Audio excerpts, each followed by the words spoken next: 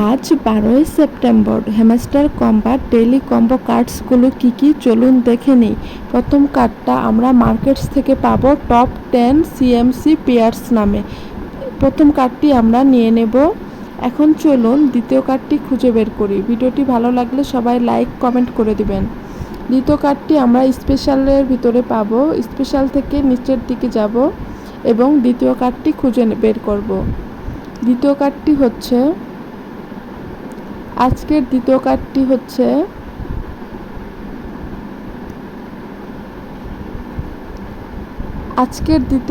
হচ্ছে YouTube gold button. কার্ডটি আমরা নিয়ে নেব।